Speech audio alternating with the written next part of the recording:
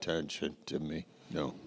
Hey, welcome here. We have a snow day here at GGCA, and folks have made it. The New Englanders, it's like a easy. Jesse Fires is cleaning off the car with a snow shovel. And we learned as little boys, don't do that, right? You need a broom or a brush. But we still persist in it. How many of you have cleaned off a car with a snow shovel? I have. I have. Okay. So Kaylee's here. It's great to have you. That's good. Is Jesse here too? Oh, okay. Okay. So today, hi, Bill. So today we're going to do a Bible study, Pastor Pete and I, on the book of Job, but also the idea of our theology being at the very center, forefront of our thinking, that what our theology is has a big effect on us and how we process life. So when you have trouble in life and your theology is like this way, if I'm good, God will give me a good life. Okay, if I behave, I will be rewarded, If I behave and do good things, then I'll have a good life. And this is kind of how Job thought about life. We read in Job 1 that he had children that he cared about, he prayed for them, and then he did sacrifices in case they sinned. They would be forgiven and they would live a good life. So if we target our life on having a good life, we're missing the target. Because the better way is to have God in our mind and heart who is saying to us that trust me, just trust me, walk with me and know me, and then I'll take care of you. But you may suffer, but I will teach you that you can suffer well. I can teach you that my grace is sufficient, and I can teach you. So our goal isn't a good life. Our goal is to know God. So that's what we're going to be talking about today. So at your table, have a good attitude. Bill, you're at your table by yourself. Have a good attitude. Okay. And talk to each other for a moment and just say, I accept this theme for today's rap today. I accept this subject.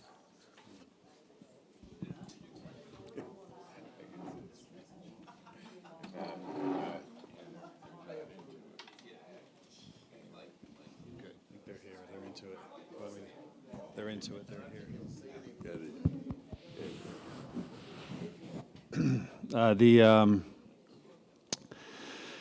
Let's see.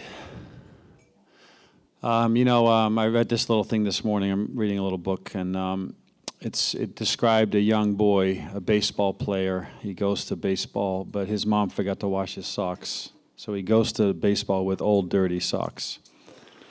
But then when he starts playing, he has the best game of his life. He hits a home run. And then he thinks about as he's breathing this in, this life experience of success in baseball, and he's successful. He equates it to his dirty socks. So then he produces and this happens in baseball, especially in baseball. I feel like he develops a theology, which is that my dirty socks are lucky, and from this day on, I will always wear these socks, right? And there's baseball players that never take a cap off or whatever during the postseason, or they have all these weird things. And I guess the point of that whole story is that we breathe in life, and then we process life based on negative or positive results that are happening, and in that process, we develop a theology about life or how we should live life. And then that theology gets breathed out, in a sense, that we kind of dictate the direction of our life based on that theology. And the whole point is that we are always making a theology. And the key is in the vacuum of God's theology, that we will have some other theology, you know. So Job had a theology, and it was pretty close. I don't think Job actually was like really necessarily legalistic, or he was. You know, I have a list that when I taught the class last year, there's 20 reasons why Job was a very godly man based on the book of Job, and that he was really amazing. But you know, we're always falling short. Whenever we think we know God, we're always falling short. So in any of these areas, whether it's knowing grace or having an intimate relationship with God or knowing God more, we always are going to have to be adjusted, right? And Job's big trial is that he thought he knew God, right? He thought he had God figured out. When everything was great, that worked out because he thought of God as a gracious, loving God who cared for him and knew him, and he had an intimate relationship with God. I mean, it's incredible how many good things were said about Job. But then when things went bad, it rocked his world and his idea of God, right? And now that became the biggest problem. The whole book of Job is about existential question, you know, like nothing makes sense anymore. My whole I don't know who God is. I thought he loved me, but that doesn't equate to what has happened to me, so maybe I don't know God. And you know, he's like can't reconcile what has happened to him with what his idea of God was. And what's the problem? Not God.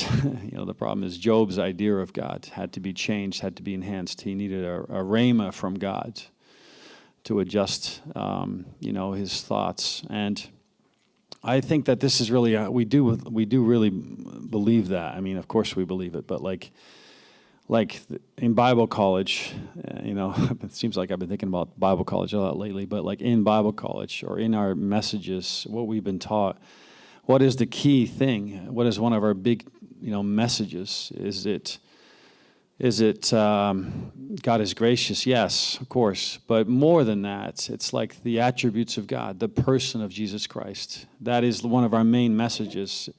What we are taught and what we often hear and what we are pushed towards is to discover who God is, right? You know, and based on my concept of God, flawed as it may be, limited, like Job is learning. Job is just growing in grace, and he's just like on this road. But without a doubt, how he thought of God in the beginning of Job is different than how he thought of God at the end of Job. And his whole concept of who Christ was changes, enhances, and grows. More love, more grace, but also the holiness of God, who, you know, the God is God, you know, like in every which way, God is God. And that concept means accepting it, you know what I mean? Like that and it changes his outlook. And I just love that kind of thinking. If I knew who Jesus is, and if I understand the attributes of God, that knowledge becomes a theology in my head, and that is what I live by. And everything that happens in my life is equated to that knowledge. If I am unbalanced in my knowledge of God, this book I read brings this out. If I only think of God as gracious, then it could be that I evaluate life wrong. Of course, you can never under-evaluate the grace of God. You know, however we end up and whatever we end up doing, it'll always fall short of who God is, right? No matter how we talk, how long we talk, how many charts we put together on a whiteboard, or how we evaluate the attributes of God, it'll never fully grasp it, and we will always be learning. But, you know, a balanced idea of who God is and his attributes, a real understanding of Jesus and who he is and what he means to me, or recognizing him in the scriptures. One of my favorite things to do is recognizing Jesus in the Old Testament or New Testament, like, wow, that's him right there. That's the power of Jesus Christ. That's the word of Jesus Christ. That's the love of Jesus Christ. And recognizing who he is has a real effect on my life. It really affects me and how I absorb life, good or bad, right? Let's turn to a couple places just to recap that. Job 1. And I like this thought of what was Job's theology. And you see the very simplicity of it in Job 1, in verse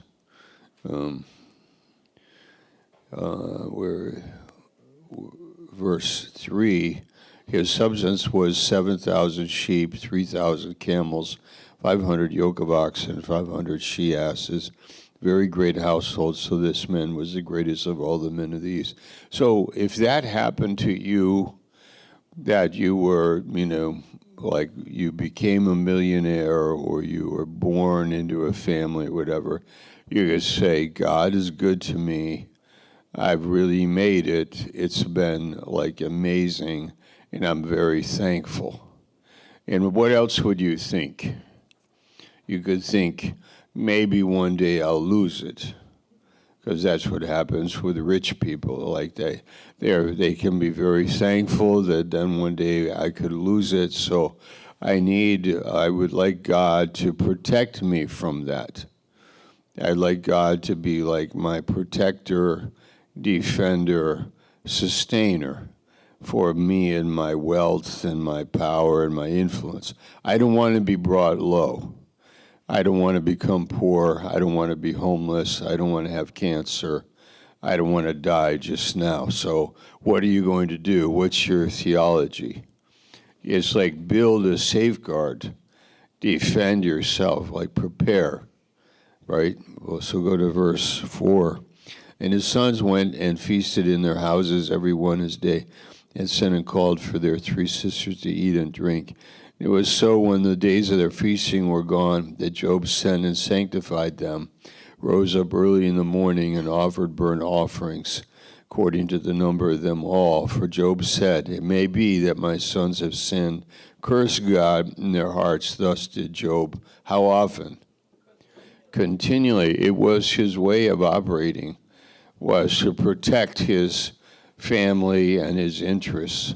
So what would your theology be if you were to be in that place? What would you be thinking? Yes, I could lose it all, but then what would the but be? But what? Yeah, it's okay if that's what God wants. You could also say if he was on fire for God spiritually, he would actually be so passionately relating to God as his life. He actually loved God a lot.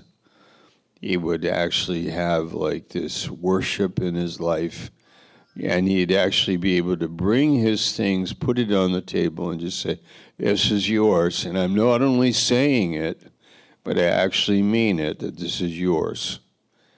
I don't have to protect it. And I don't have to guarantee that I'll always have it, because I can give it to you.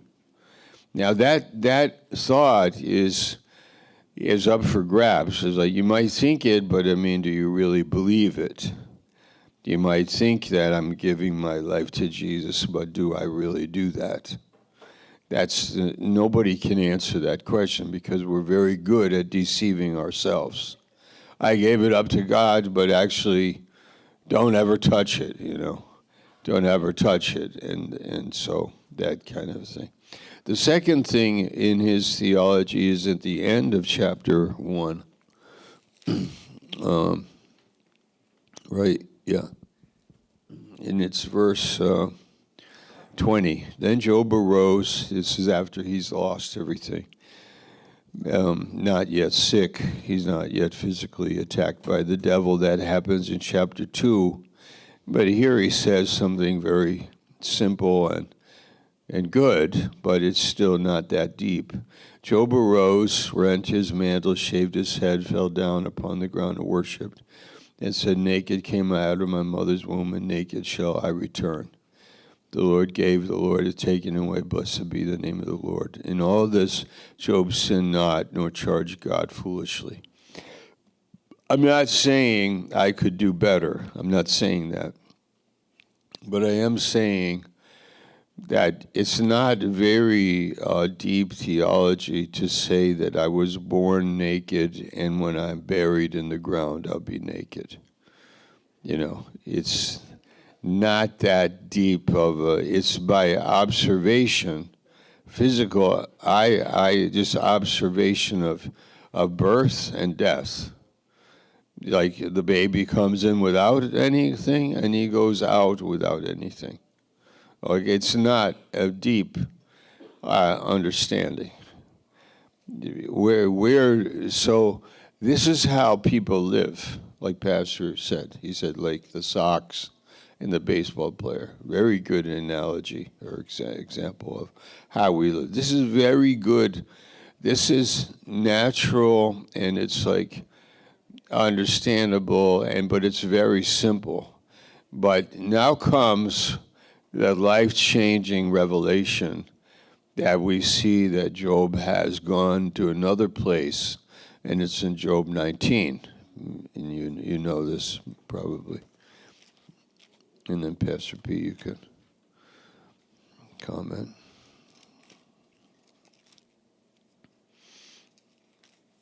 If you compare the end of chapter 1 and what Job said, and of course, you got to give him credit. God does. Said he didn't charge me foolishly. His wife did, but Job didn't, and he wasn't, and he had a good attitude, like in his trouble. So I'm not in any way above him. In any way, I could not do what he did. I think, except by God's grace. But anyway, it's good for us. So chapter 19 and. Verse 23, it comes to him very forcefully, oh, that my words were not written. He's like now saying, I've got something. Oh, that they were printed in a book. And isn't it incredible that they are printed in our Bible?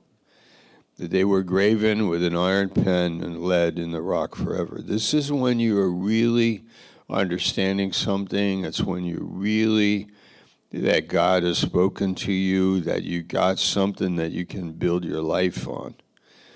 And he said that they were graven, for I know my Redeemer lives, and that he shall stand at the latter day upon the earth. And though after my skin worms destroy this body, compare that with the end of Job 1. I came in naked, I'm going to return to the ground, but now he's saying, I know that when worms are eating this body, that I will stand. I will see him myself. I will see God, yet in my flesh shall I see God. There must be glorified flesh, because we can't see God and live. But here he says, I will in my flesh shall I see God, whom I shall see for myself. My eyes shall behold, though not, and not another, though my reins be consumed within me. So, Pastor Pete. Yeah, I like that you said that. Not that we could do better. That's a good way to read the book. That we would be maybe worse than he was. Like there's a lot of good things to say, and a lot of these kind of faith statements mixed with his lament or his anger at God or at his friends. And this is one of them. This is maybe one of the better ones. There's a bunch of them where he just is very much has the right thinking. This one's short-lived because he goes off a cliff a little bit again. He gets better, There's a real progression in his thinking and less anger, and his words are softer. And he's, God is using the incident and the problems and his friends to really have him grow. But he's not done yet. But he does have these bright moments where you see his faith. He has faith he never loses his faith. He never really sins. He is always talking to God and rebuking his friends. He doesn't agree with the way his friends are thinking. And there's a lot of good to be said there. Like he doesn't get swayed by all the negative, the negative comments from his friends. And then he's like really trying to settle with God. He's trying to reconcile his thoughts about God and his current condition and what it all means. But it's tough. In the beginning, he's really rough. Just kill me. Curse the day that I was born. Is how it starts and continues. But then it just gets to these moments of lights. And 28 is also a good one. It's just really wonderful to see. Really, I see Job in a different light, because I see him as a normal person who had incredible faith, who was really godly, but then, had to grow in his concept of God, like we all have. And in this case, it was a tremendous trial.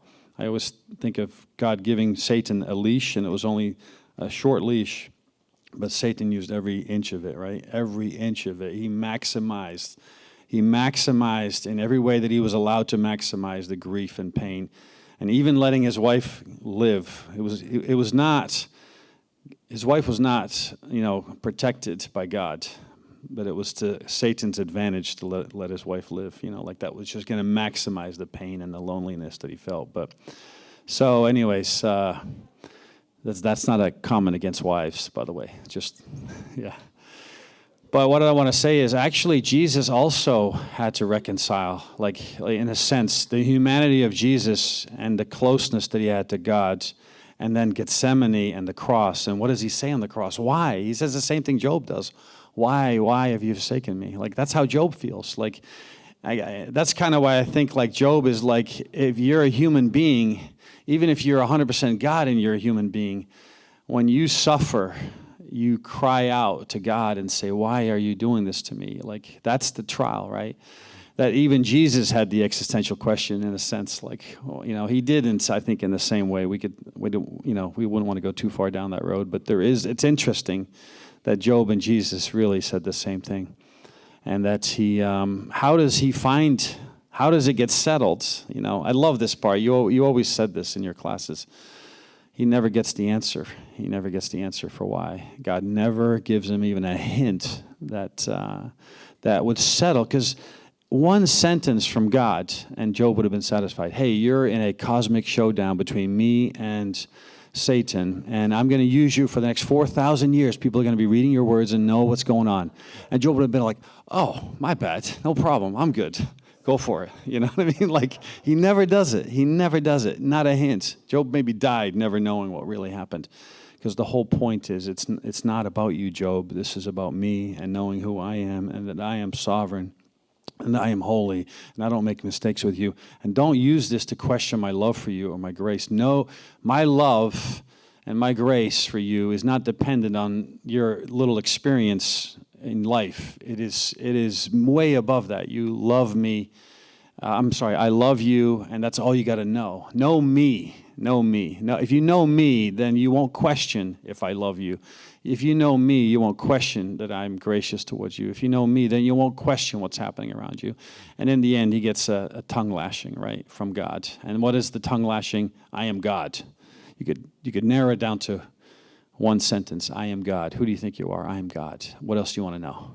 And Job is satisfied. I just love the growth. And I think really all of us have to have this, hopefully not the way Job, but we all automatically box up God or make a theology in the absence or in our ignorance of knowing who God is. And we all kind of evaluate and try to put God on a whiteboard in a chart and say, this is God. And then God always has to kind of break that and say, no, I am more than that. You need a rhema from me to know who I am, and that'll affect your life, So it's a beautiful story, isn't it? I just love the book of Job. And can you enjoy life today accepting the fact that God has given us everything we have? Can you balance that with knowing that if he took everything away today, Lord, help me look to you, help me know who you are, that it won't change the way I view you. Can we have a little bit of a preparedness, if you will, for the trial? Can you have a little bit of a concept of that reality that could happen, that if everything goes bad today, it's okay. I want to know that I want to prepare myself. When we read Job, aren't we preparing ourselves, for trials, And I say that, and I haven't gone through everything, but I just say, like, God, help us be ready, and know who you are in the middle of it. That's good. Question or comment? That's good. I know exactly what you're talking about. I've been through some experiences in my life where God had to be in it, even if I didn't recognize it, because anybody else that I know of would have suffered severely. Their words they say about this or that. I've gotten into situations in my life where, gosh, how do I get out of that one? Well, God, because I had no way of getting out of it. I took a car across the United States. I bought for $50, and down into Baja, California, and all the way back to the East Coast. How it ever stayed together is God, and that's it. That was a '62 Impala. Had a big dent in the side. I had a policeman call, and it was tied. The door was tied shut with a rope. And that policeman stopped me and say to me, "I just want to see what kind of a person would drive a piece of SHIT like this." Yes. So there was no reason. I wasn't doing anything wrong. Let me draw your attention, to one verse here. Job 33, verse 13. I think is a good, how you hear God works in mysterious ways? Have you ever heard that phrase before? And I wondered, is that in the Bible, that God works in mysterious ways, What do you think? Is that a Bible verse? Yes. It is? Where? Yeah, it doesn't say. I've never found it that God works in mysterious ways. But I did find this one, 33:13, Job 33:13. Why do you strive against him? He gives not account of any of his matters. So that's the closest I can come to that, I think. But the point is, he's not explaining himself. When things happen, he just is not explaining himself to us. He didn't explain himself to Job. But when he did talk to Job, what did he say to Job? Did he explain any of his, matters, like Pastor Pete mentioned? Like, he just did not tell Job that Satan came to me where, I told him he can have you. This has happened from the devil. Did it happen from the devil, the trials of Job? They did. It did happen from the devil. It's Job chapters 1 and 2. It happened from the devil. And now here's another point that I realize, that the devil could be given authority over me. I think that's incredible, that God could give the devil, and you could say, didn't I do everything right? Why did this happen to me? The answer is that the devil did it to you because he has the authority to do that. But then you would say, well, why would God give him authority? And the answer is, he doesn't give account of any of his work. God does not explain that to us. So I remember some woman over here getting shot and killed walking down the sidewalk somewhere here in Baltimore. You hear about these things and you can see that happen. That can happen. The devil actually has somebody who is under the influence of the devil, who is sent to kill somebody. Imagine that. And you could say that's the devil. Where is that in the book of Job? Turn back to chapter 1. I'm not saying these things to frighten you, but I'm saying to you and me, I don't have absolute control over my life.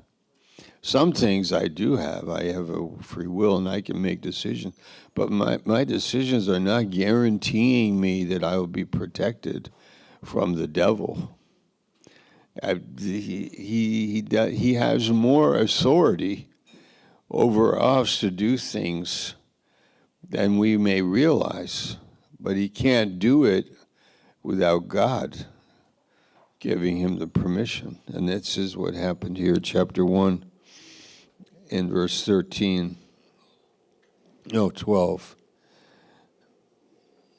Let's go to 9. This is another message. I think Pastor Pete knows this message well. Satan answered, "Does Job fear you for nothing?" You know, you've got a thing going on with Job. Like he's fearing you because he doesn't want you to touch his stuff. But if you touch his stuff, he's going to curse you. Verse 11, but put forth your hand now and touch all that he has, and he will curse you to your face. And the Lord said, okay, game on, let's go. All that he has is in your power, only upon himself not put forth your hand. That's an amazing verse, isn't it? That Satan has the authority to take you out. You might say, not me. I'm Billy Graham, you know. Let's say somebody could say, not me. I'm Mother Teresa. Or I'm a saint of God. Not me. God's all over me. It's like, yeah? Yeah, he is. That can change. That can change. Satan can be sent. He can take you out, your stuff, your whole thing. Isn't that amazing? It should frighten us in a way, but our key gut reaction is like, no, protect me, Lord, you know, protect me, Lord. And that's very good. It's part of the prayer. Lead me not into temptation, deliver me from evil. That's the part of the prayer, that little phrase, deliver me from evil, because evil is real, you know. That's why you take our leaders, let's say like President Trump and others, it's like they need prayer because evil is a real thing. They need prayer. We need prayer for each other because we actually believe that that's part of the plan of the way God operates to deliver us from evil. And in this case, he wasn't. He wasn't delivered from evil. So that brings us to like our theology, and that's like it's got to include that whole idea of that this could happen to me. I mean, I think of it sometimes that some evil tool of the devil could come and destroy something very precious to me. Yeah, there's no explanation why that happened.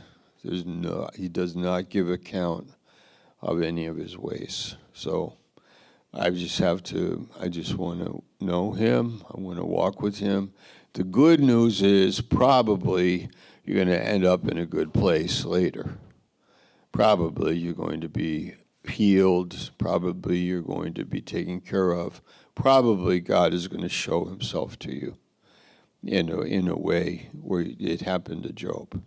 He got a better view, better understanding. He got promoted, and the evil promoted him really indirectly, but he got to know God and his faith. Amen? All right, that's it. You're dismissed.